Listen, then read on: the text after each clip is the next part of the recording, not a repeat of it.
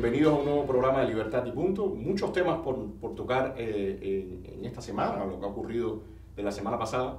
Y bueno, vamos a empezar por la noticia que está muy fresca de este supuesto atentado que acaba de sufrir Nicolás Maduro.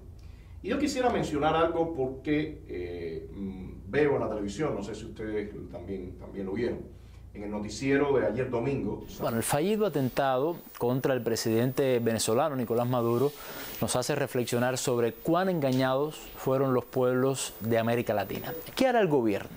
¿Qué hará Maduro? Hay que pensar muy bien la ruta a seguir y analizar qué paso es más prudente, porque la derecha venezolana está acostumbrada a un chavismo que en pos de la paz y el diálogo ha sido muy benevolente. Lo fue Chávez tras el golpe de Estado y Maduro con la violencia callejera. Y pregunto, solo pregunto, ¿será esa benevolencia, esa falta de respuesta contundente, una de las tantas razones por las cuales la derecha se sobreestima y pasa tantas veces la raya? Con esa pregunta me despido. Eso me parece que viene calcado a la situación que estamos viviendo dentro del país. El régimen en los últimos tiempos está con niveles de represión contra los activistas, con niveles completamente desbordados. Y este discurso va muy en frecuencia con lo que está ocurriendo aquí al interior, que evidentemente a nivel de seguridad del Estado y estos cuerpos de inteligencia que están implicados dentro de Venezuela, le estarán diciendo y le estarán llevando un mensaje al chavismo de que tienen que aplicar muchísimo más rigor. ¿Cómo ustedes ven eso? Porque el comentario fue bastante altisonante. Bueno, a mí me llama la atención en particular que evidentemente esto es una misión que le dieron a él. Ahora es un texto donde van a justificar la represión más profunda que va a haber en Venezuela. Eso tiene un costo moral, incitar y justificar toda la represión, todas las muertes que van a suceder a partir de ahora, los encarcelamientos que se van a sumar. Me parece que es un aviso a la opinión pública, en particular a la cubana, de que soporten lo que va a suceder porque está justificado. No, y demostrarnos, como tú dices, a la opinión pública, al pueblo cubano, de que ellos sí están dispuestos a romperle la vida al que cruce la línea. También hay una cosa, mira, a mí me parece que si Daniel Ortega lleva ya más de 400 y tantos muertos y todavía la opinión internacional no está haciendo todo lo duro con las sanciones, ni hay un intento de una intervención militar, humanitaria, evidente, inminente, pues Maduro todavía dice, bueno, yo tengo tiempo, porque de los cientos y tantos muertos que hubo de las revueltas anteriores en las calles, de los jóvenes, de los estudiantes y demás, pues todavía tiene quizás unos 300. Una de las cosas que está ocurriendo aquí, y que creo que vamos a tocar en este programa y que va a ser muy importante, es cuáles son las causas que están llevando a que haya un aumento en la represión en estos tres países, en este nuevo eje del mal, Venezuela, Nicaragua y Cuba, y cómo estos regímenes se están dando cuenta que evidentemente no hay costo para ninguno de sus actos violentos más cruentos, ¿no? Hay una falta de foco sobre lo que está ocurriendo dentro de los grupos de oposición interna en los tres países, no se le está dando todo el apoyo y nada, eso tiene un costo, hay muertos. Yo quisiera en esta parte tocar lo que ha venido ocurriendo, como tú decías, y que sí hay que decir que hay sanciones. O sea, en el caso, por ejemplo, de Venezuela, en el caso de Nicaragua hay sanciones, en el caso de Cuba no.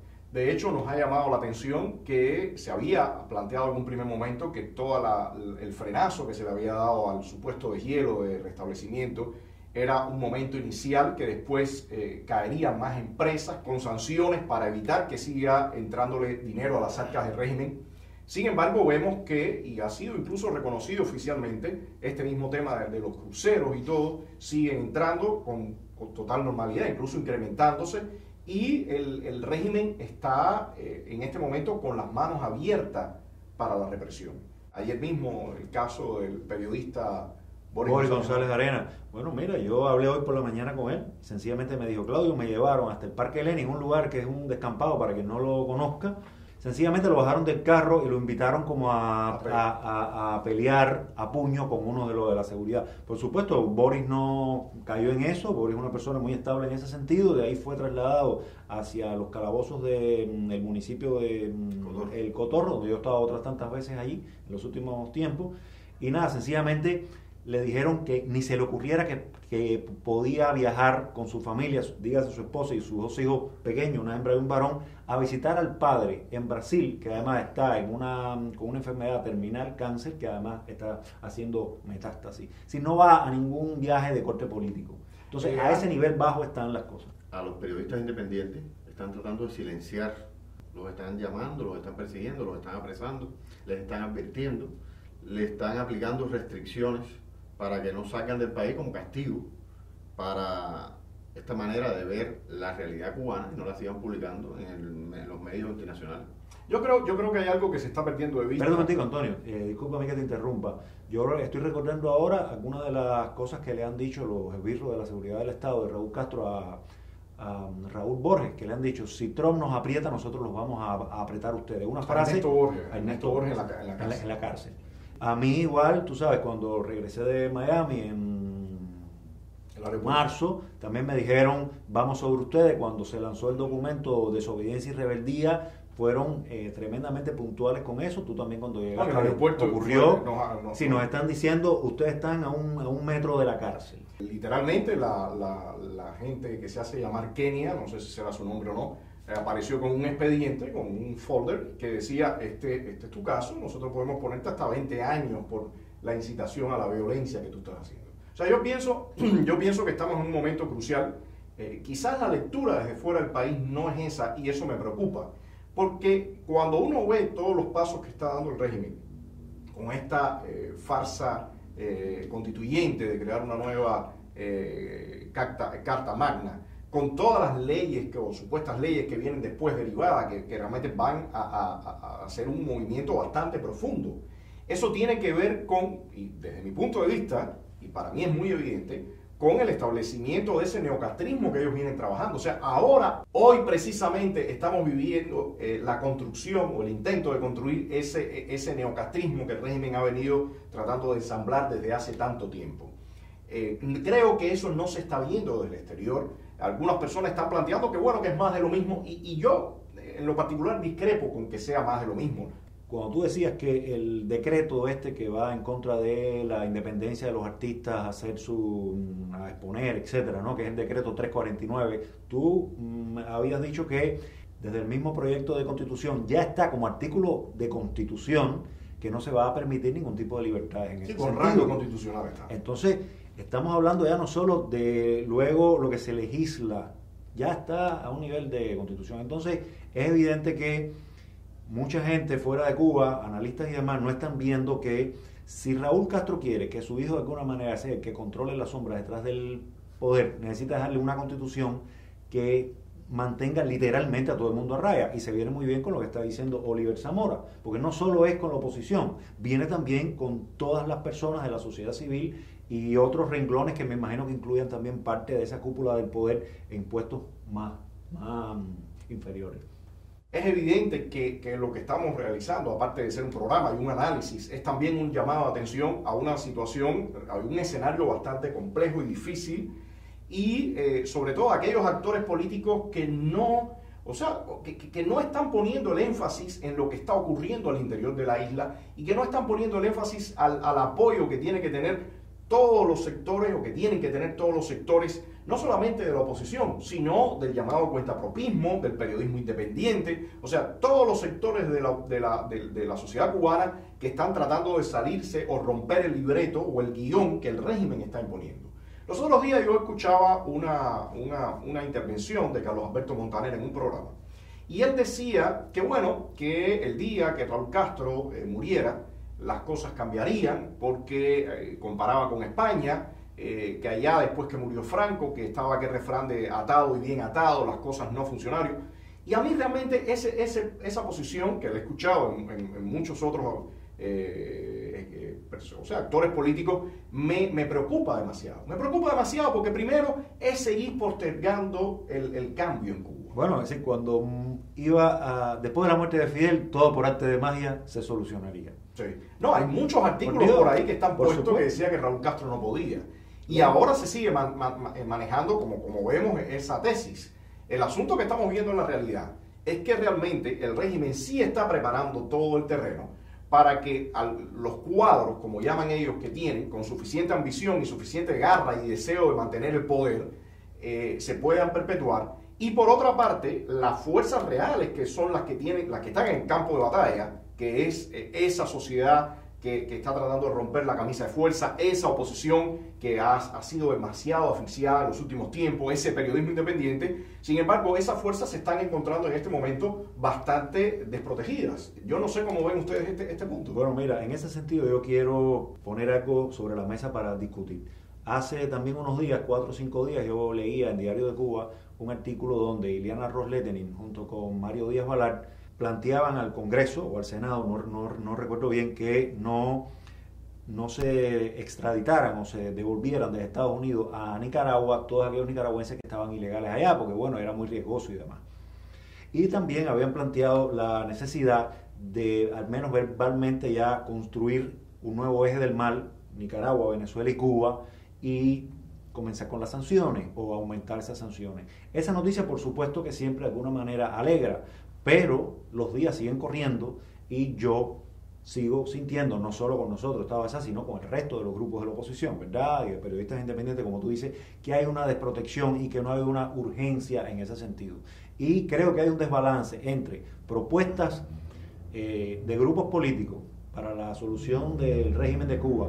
Fuera de Cuba hay un apoyo, incluso en lo verbal, por senadores en Estados Unidos, digamos, y por grupos de poder en Estados Unidos, y no está ocurriendo lo mismo con la oposición interna en Cuba. Ángel, hay una oposición flácida que está fuera de Cuba, que no tienen apuro, tienen sus proyectos a largo plazo, mientras que la oposición interna tiene un proyecto a corto plazo, porque nosotros no sabemos qué tiempo vamos a estar libres, qué tiempo vamos a estar vivos. ¿Tú crees que el régimen está pagando un costo por la actuación tan agresiva que está teniendo en los últimos tiempos? No, en lo absoluto. Ellos tienen las manos sueltas, tienen las manos libres. Yo pensaba que a estas alturas ya existirían unas leyes más precisas en contra de lo que está sucediendo, de la impunidad del régimen para con los actores políticos, para con los actores de la oposición, con los periodistas independientes. Y las personas que fuera de Cuba están en sus trabajos, y no ven el sufrimiento de todo este sector de la oposición interna de Cuba, y se dan el lujo entonces de dar unos discursos de Montaner, de que fuera a largo plazo, no hay apuro, cuando las cosas cambien en Cuba, vamos a ver qué vamos a hacer. No, nosotros no es cuando las cosas cambien, nosotros queremos que las cosas cambien ya, y estamos trabajando para ello. Cada vez que veo esos cruceros, La Habana está repleta de estos carros, taxis de lujo, descapotables, con norteamericanos y no sé si canadienses o de otras nacionalidades, moviéndose por toda La Habana. En un safari. En un safari viendo el gran zoológico. Ya, entonces tú dices, bueno, a casi 1 año y medio ya de la nueva administración, vemos que hubo una pausa muy importante en un grupo de sectores, pero todavía hay unos remanentes de entrada de dinero para el régimen, entre remesas y ese tipo de cosas, otras empresas, que sencillamente le permiten la sobrevivencia. Entonces, y además, ya te digo, yo siento absolutamente que no hay un canal de comunicación entre los sectores, digamos, Congreso, Senado en Estados Unidos, que estén de alguna manera calibrando y obteniendo de nosotros un tipo de comunicación que diga cómo ustedes ven la cosa, ustedes que están adentro, qué podemos hacer en conjunto, que nos pregunten al menos cómo ustedes llevarían tal estrategia, creen que la que estamos haciendo nosotros está bien o no, qué le falta, qué le sobra. Ese canal de comunicación, que es el auténtico apoyo, no existe. Nosotros, Pedro, es evidente que a nosotros, aún dentro de la oposición interna de Cuba, la nueva administración todavía no nos ha reconocido como actores políticos de peso legítimo en toda esta situación. Hay un tema que quisiera mencionar ahora, que es muy importante, y es en relación a los giros que están dando algunos actores o instituciones que tienen que ver con la realidad cubana. Por ejemplo, Radio y TV Martí. Era evidente que el papel que estaba haciendo era muy lamentable, una programación muy desenfocada, y ahora hay algunas cosas que están girando positivamente. Sin embargo, y debo mencionarlo, me parece que todavía hace falta, como tú mencionabas, Claudio, mucho más conexión con lo que está pasando aquí adentro. Que los actores de aquí, del periodismo independiente, de los distintos grupos, de llegar a los cuentapropistas, sean a la vez los sujetos y los actores del enfoque de esta institución. Y los otros días veía una entrevista en la que el senador Marco Rubio, mencionaba el importante tema de la información, de poder llegar al pueblo. Me parece que eso es básico. Mientras no exista ese canal, estamos arando casi en el mar. Lo que estamos aquí es abogando para primero que ustedes tengan acceso a información clara y verdadera, y que ustedes tomen su propia determinación. Pero hay un punto que él mencionó y sin embargo, que sin embargo me llama la atención. Y segundo, que ustedes puedan escoger directamente cuáles son sus líderes y sus mandatarios, qué sistema económico quieren, qué sistema político quieren. Eso lo deben decidir ustedes directamente. Estoy viendo en esa frase algo con lo que difiero, sobre todo desde el punto de vista conceptual. El pueblo cubano no necesita decidir sobre sistemas políticos, porque ahora mismo, ¿qué sistemas políticos tenemos frente a nosotros? ¿La dictadura o la democracia? El pueblo cubano necesita la libertad, y la libertad se traduce después en democracia. Y a partir de eso, bueno, sí, vamos a decidir sobre qué tipo de gobierno querramos, si quizás no queremos un gobierno parlamentarista, sino uno presidencial o semipresidencial, después queremos que la educación tenga tal y tal característica, ahí en esos puntos sí hay para decidir, o se decidirá cuáles son los grupos políticos que la gente prefiere. Pero el sistema político, yo creo que está muy claro. Nosotros no necesitamos decidir el sistema político. Nosotros necesitamos libertad ahora mismo. Y es ahí donde yo creo que tiene que estar enfocado el trabajo que se esté haciendo. El pueblo cubano necesita libertad, y el apoyo que necesita el pueblo cubano y los activistas y las personas que están enfrentándose al régimen tiene que ser en este momento triplicado, cuatruplicado, quintuplicado a lo que se está recibiendo en este momento, de todos los sentidos, desde el punto de vista político, desde el punto de vista moral, desde el punto de vista económico, desde todos los sentidos. En este momento, enfrentar al régimen, yo creo que es una tarea muy pendiente que está existiendo. No, pero además, a mí me encantaría decirle al señor Marco Rubio, dice, ¿cómo decide un pueblo cautivo? Eso es imposible. Es un pueblo cautivo y una oposición cautiva, vigilada, coactada, amenazada, no puede decidir nada, ni creo que sin ese apoyo nosotros vayamos a lograr mucho. Es evidente, estamos de alguna manera diciendo que sentimos un abandono. Yo lo veo como una incoherencia, o algo que se está perdiendo. Es decir, está hablando a partir de aquí, pero ¿cómo llegamos ahí? Hay un camino, hay un camino el más difícil, que es llegar al que el pueblo decida. Pero ¿cómo vamos a resolver que un pueblo se sienta en la libertad de decidir? Y ese momento, como bien decía Antonio, no llega hasta que no esté la democracia, hasta que no esté la libertad. Y ahí retomo con lo que habíamos arrancado el programa. El régimen es evidente que está enfocado en la represión y en el control, está diciéndole lo mismo, lanzándole la misma señal o asusando a que también el régimen de Maduro se ponga las garras para poder ser incluso aún más represivo. Y acá estoy viendo también lo que mencionaste en algún momento, Claudio, que de alguna forma, y yo creo que es muy evidente, yo creo que no hay que ser un experto para verlo, el foco de lo que es la actividad opositora se está desplazando, y esa es mi opinión, no sé qué creen ustedes, de lo que es la oposición interna, el trabajo interno que se está haciendo, a un trabajo que se está haciendo fuera de la isla, con proyectos que se están desarrollando fuera de la isla, y en algunos casos, y lo digo claramente porque me parece que es necesario la discusión y este debate a camisa quitada, y en algunos casos se ha levantado falsas expectativas de situaciones que ocurren acá. Yo, por ejemplo, quiero mencionar algo. Es muy dañino cuando se generan falsas expectativas de un escenario interno que realmente no está ocurriendo. Si yo salgo y digo que hay miles de activistas en la calle, que hay miles de ciudadanos reclamando para que en Cuba, por ejemplo, haya un plebiscito y se le pida al régimen, y eso no es lo que está ocurriendo en la realidad, eso es dañino. Eso es dañino y favorece al régimen porque da la impresión de que en Cuba hay en este momento una oposición vigorosa que se está pudiendo desarrollar, desplegar, cuando esa no es la realidad. La realidad que estamos enfrentando es una realidad de total acoso, de total represión, de casi estar asfixiado, y si se genera ese otro ambiente o se trata de mostrar ese otro ambiente, bueno, la gente que está acá somos los que vamos a salir principalmente dañados. No sé cómo lo ven ustedes. Si lo estamos diciendo que la represión está aumentando exponencialmente y no hay costo ninguno para el régimen cubano, eso está completamente en contraposición con que cualquier persona con un proyecto fuera de Cuba o que se proyecta y se administra desde fuera de Cuba principalmente, diga que tiene miles de activistas dentro.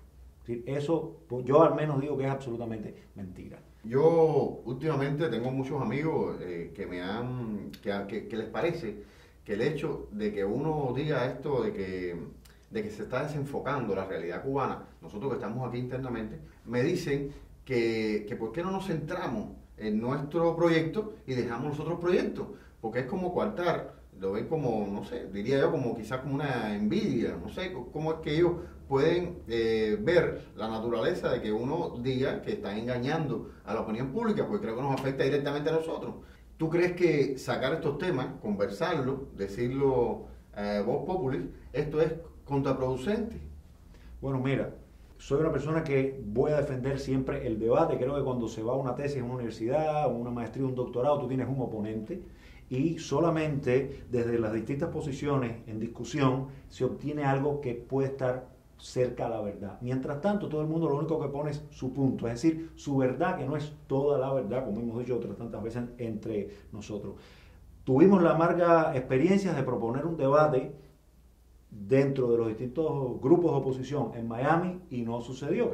El costo, yo al menos estoy dispuesto a pagarlo porque una de las premisas que tengo es decir lo que creo en política, porque además, vuelvo y repito, esto en realidad es o tiene que ver más con el futuro de Cuba que con una preponderancia de uno sobre otro. Yo en lo particular no tengo ningún problema en que se apoye cualquier proyecto que se esté realizando desde el punto de vista político en el exilio, pero sí quiero que haya una paridad también en los distintos proyectos dentro de Cuba. Sí, nosotros tenemos aquí activistas que están sin zapatos, sin teléfono, y dicen, no puede ser una pelea tan desigual, no puede ser que haya una tribuna tan elevada, un alcance de la voz tan elevado, sin estar aquí dentro, que además, de alguna manera, siempre el estar fuera hace que tú distorsiones la realidad. Uno poco a poco aquí puede oler casi de manera intuitiva lo que está pasando. ¿Y por qué? Porque estás todos los días en la calle, porque estás hablando con la gente, yo porque estás al tanto de muchas cosas. A estos amigos que me hacen esa pregunta y lo hacen en forma de crítica, yo les digo, bueno, quita, suprime la oposición interna, ¿qué queda? ¿Qué queda? ¿Qué proyecto contra el régimen va a luchar? Yo creo que desde el exterior tú puedes apoyar, puedes tener proyectos, pero creo que es básico, es la lucha interna dentro de Cuba, aquellos que se están exponiendo, que están día a día en las manos de los sicarios del régimen. Creo que este es el factor primordial para el apoyo de lo que está sucediendo en la dictadura cubana. Mira, Ángel, para mí es bastante claro. Yo creo y estoy viendo que, digamos, un proyecto como Cuba Decide tienen un tremendo apoyo en lo político, en lo diplomático, en el apoyo económico, etcétera, que está fuera de Cuba, de actores políticos importantes de Estados Unidos. Y no está siendo exactamente igual con cantidad de grupos internos que además están corriendo un riesgo tremendo y que son propuestas además también tremendamente válidas. Entonces, mira, creo que ante eso uno no puede quedarse callado y que es completamente lícito o legítimo reclamar ese apoyo. Yo pienso que aquí se mezclan muchas cosas y cuando tú mencionabas ahorita los ataques, es un tema que quiero retomar. Me parece que es muy lamentable que porque uno, con toda la legitimidad que tenemos, con todo el deber incluso moral que tenemos porque estamos acá y estamos arriesgando la vida nuestra, la de nuestra familia, de nuestro futuro, de en algún momento cuestionar la viabilidad, la fuerza, el alcance de algún proyecto, cuál es la vía más efectiva. Con toda esa legitimidad, si planteamos esas dudas o si planteamos ese debate y que de momento se venga con una andanada de insultos, de difamaciones. De difamaciones, todo eso, y que sencillamente eso no tenga absolutamente ningún costo moral. O sea, que estos individuos que han caído en eso, que hoy ofenden lo mismo a periodistas, que ofenden a escritores, que ofenden hacía un tiempo un individuo ofendía a todos los 75, le decía que se habían ido de Cuba como ratas. Y de momento ese individuo tú lo ves desfilar por los canales de televisión, hablando en las estaciones de radio, como si no pasara nada, como si yo puedo ofender y sencillamente tengo la total libertad para hacerlo sin ninguna consecuencia. A mí me parece que quienes están apoyando estos proyectos, los actores políticos que están apoyando estos proyectos y que están dejando a un lado todo eso, no se están dando cuenta que están siendo parte de azuzar un conflicto o una discusión o un conflicto o una fricción que lo que menos hace es ayudar a la libertad de Cuba. Lo que más está causando es daño, porque, como decíamos, las personas que están asumiendo el costo y el riesgo, esas personas nunca van a tener límites para callar. Lo hemos dicho varias veces, nosotros tenemos una responsabilidad moral con nosotros, con nuestra familia y con todo nuestro entorno. Entonces me parece que es hora y urge que haya un análisis serio y un análisis mesurado y un análisis sobre cuáles son los caminos más efectivos y cómo se va a tratar de construir una oposición realmente con fuerza, con pegada y que pueda convivir entre todos sus actores con una decencia, ¿no? Mira, yo tengo esta sensación que es horrible, es una sensación deleznable para mí, una sensación triste, y es como una persona como Orlando Luis Pardo Lazo, después de decir que tú eres de la seguridad del Estado, de decir que tú haces trabajo de zapa también para la seguridad del Estado, que como tú dijiste ahorita, ha dicho de los 75 que se fueron de Cuba como ratas, cuando es una absoluta mentira, una difamación también. Cuando ha hablado negativamente de tanta gente y los ha tildado de castristas, pues después uno lo vea en un debate junto, digamos, a Carlos Alberto Montaner, en un programa o en cualquier programa, en cualquier espacio de Martín Noticias, ¿no? Y tú dices, bueno, ¿hasta dónde estos medios también se responsabilizan y cargan con esta mala práctica de esta persona? Quiero hacer un llamado a conciencia a la oposición en cuanto al lenguaje, en cuanto a los ataques. Me parece que debemos tener una imagen, lo mismo tanto aquí como allá, una imagen responsable, una imagen decente, porque sin querer a veces nos vemos inmersos en chanchullo, en situaciones que nos roban tiempo, espacio, de lo que realmente queremos. En el momento que el castrismo, a mí me ha gustado siempre hacer el símil del corredor de 4% cuando va a entregar el batón, si se cae o no se cae, que ese es el momento crítico. Bueno, estamos precisamente en el momento de entrega del batón, de la vieja élite de los Castro a sus herederos. Y en ese escenario, lejos de haber una discusión seria y una discusión responsable para lograr una efectividad, pues lo que se está cayendo y se está permitiendo en que todos esos ataques creen un circo realmente en lo que está. Hay videos que se han hecho, no voy a mencionar, todos saben que más que hacer daño a la persona que lo hace, está haciendo daño a la oposición en general. Sí, pero genera, y discúlpame la frase, es una frase realmente un poco grotesca, pero genera esa imagen de tirar la porquería al ventilador. O sea, porque al final cuando generas todo ese ambiente, cuando te sales de la discusión política y caes en toda esta chusmería y en toda esta falta de clase y falta de argumentación y de pensamiento, bueno, pues sencillamente ese manto, por decirlo de alguna manera bastante, cubre a todo el mundo, y entonces los cubanos y la causa cubana se ve realmente como un fanguizado, ¿no? Absolutamente. Bueno, gracias por ver este programa. Es un tema que da para mucho, seguiremos discutiendo. Por supuesto, sabemos que esto generará más intercambio respecto al tema, pero nos parece que es el momento adecuado para hacerlo. Nos vemos en otro programa de Libertad.